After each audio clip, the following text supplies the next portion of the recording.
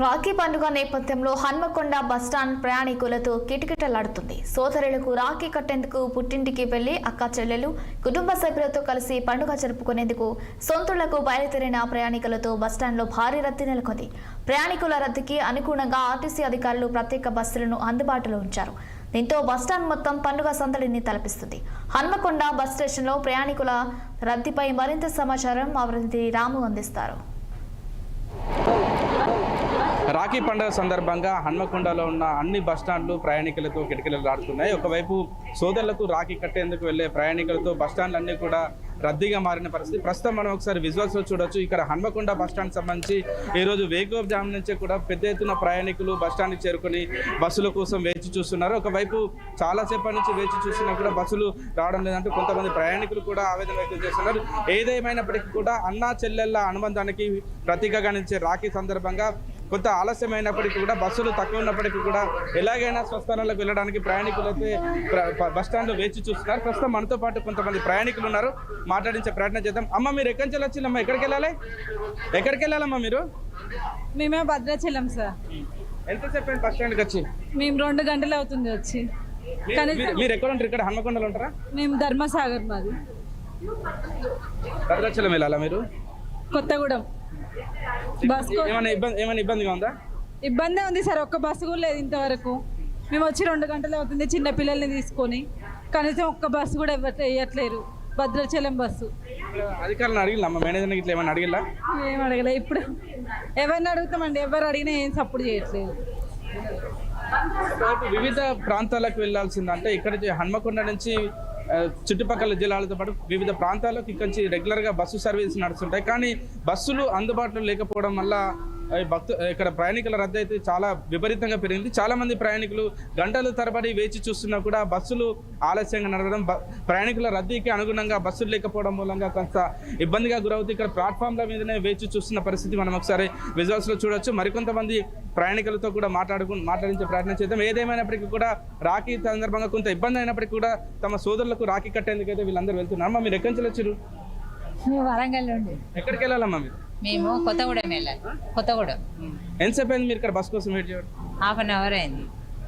ఎప్పుడుందట bus మీకు? చెప్తలేరు, వస్తుంది అంటున్నారు. ఏమైనా ఇబ్బంది ఉందా మీకు? ఏం లేదు. అంటే ఇబ్బంది అయినా ఏదైనా కూడా ఖచ్చితంగా మీ అన్నకు తమ్ముడికి రాఖీ కట్టడానికి వెళ్తున్నారు. ఏం చెప్తారు మీరు? కొంతమంది ప్రయాణికులు ఉన్నారు, వారితో కూడా మాట్లాడించే ప్రయత్నం చేయండి. కొంతమంది చిన్న పిల్లలను కూడా ఎత్తుకొని ఇక్కడ బస్ స్టాండ్ లో బస్సుల కోసం వెయిట్ చేస్తున్నారు. మీరు ఎక్కడి నుంచి వచ్చారండి? మేము పర్వతగిరి. ఎక్కడికి వెళ్ళాలి? హన్మకొండ హాస్పిటల్కి వచ్చినాం, మళ్ళీ వరంగల్ బస్ స్టాండ్కి వెళ్ళాలి. బస్సులు లేవు. ఇంకా ఎంత సమయం అవుతుంది ఇక్కడ వెయిట్ చేయబట్టి? ½ అన్ అవర్ అవుతుంది. ఎప్పుడుందట బస్సు? ఎప్పుడుందట మీకు? వస్తున్నాయి కానీ చాలా మంది ఉన్నారు. ఇంకో 15-20 మినిట్స్లో వస్తుందంట. ఇక వస్తే వెళ్ళాలి. మీరు ఎక్కడి నుంచి వచ్చినామా? ఇద్దరు సార్. ఒకవైపు చాలా వరకు కూడా ఇక్కడ ఈ ప్రయాణికులందరూ కూడా దాదాపు అరగంట, గంట, 2 గంటలుగా కూడా వేచి చూస్తున్నారు. ఒకవైపు ప్రయాణికుల రద్దీకి అనుగుణంగా ఇక్కడ బస్సులు అయితే అందుబాటులో లేదంటూ చెప్తున్నారు. మరికొంతమంది ప్రయాణికులతో కూడా మాట్లాడించే ప్రయత్నం చేద్దాం. ఇక్కడ నుంచి చుట్టుపక్కల ఖమ్మం, కరీంనగర్తో పాటు హైదరాబాద్ కూడా రెగ్యులర్గా బస్సు సర్వీస్ నడిపిస్తుంటారు. వీళ్ళందరూ ఎక్కడికి వెళ్ళాలో కూడా తెలుసుకునే ప్రయత్నం చేద్దాం. అమ్మా, మీరు ఎక్కడి నుంచి వచ్చారమ్మా? మీరు ఎక్కడి నుంచి వచ్చారు? జనగాం నుంచి వస్తాను. జనగాం నుంచి. ఎక్కడికి వెళ్ళాలి మీరు? నర్సంపేట. నర్సంపేట బస్సులు బాగానే ఉంటాయి అమ్మా. ఏమి దొరుకుతలేవు. పిల్లలు వేసుకొని వచ్చినాం, దొరుకుతలేవు. మంది బాగా పబ్లిక్. టైం అయితే మీరు ఇక్కడికి వచ్చి గంట సేపు అవుతుంది.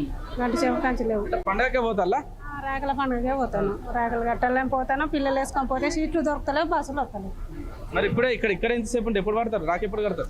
ఏం చేయాలి మరి? బస్సులు ఎప్పుడు వస్తాయి? వచ్చినప్పుడు పోతాం. మరి రెండు వచ్చినాయి కానీ మంది బుల్లు ఉండి మాకు ఇక పోవాలంటే సందగాలి. మనం ఒకసారి బస్ స్టాండ్ లో చూస్తే చాలా వరకు కూడా మహిళా ప్రయాణికులే బస్సుల కోసం వేచి చూస్తున్నారు. వీళ్ళందరూ కూడా తమ సోదరులకు రాఖీ కట్టడం కోసం అయితే ఎదురు చూస్తున్నారు. మరికొంతమంది అమ్మ, మీరు ఎక్కడికి వెళ్ళాలి? మేము నర్సంపేట పోవాలి. రాఖీ కట్టాలా మా అన్నయ్యకు, అందుకే వెళ్తున్నాం. బస్ వచ్చింది, వెళ్తాను. బాయ్. ఏమైనా ఇబ్బంది అనిపించిందా? ఏమో ఫ్రీ ఉంది. ఏ ఇబ్బంది ఉన్నా కూడా మీ సోదరికి అయితే కట్టాలి, కంపల్సరీ కట్టాలి.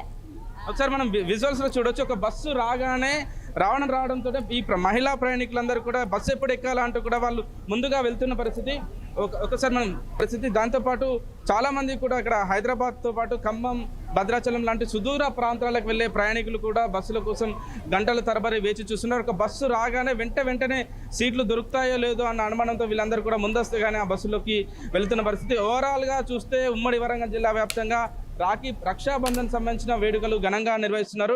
నిన్న నుంచే కూడా ముందస్తుగా ప్రయాణికులందరూ కూడా తమ స్వస్థలాలకు వెళ్ళి తమ సోదరులకు రాఖీ కట్టేందుకు ప్రయాణం చేయడానికి ముందస్తుగానే వెళ్తున్న పరిస్థితి.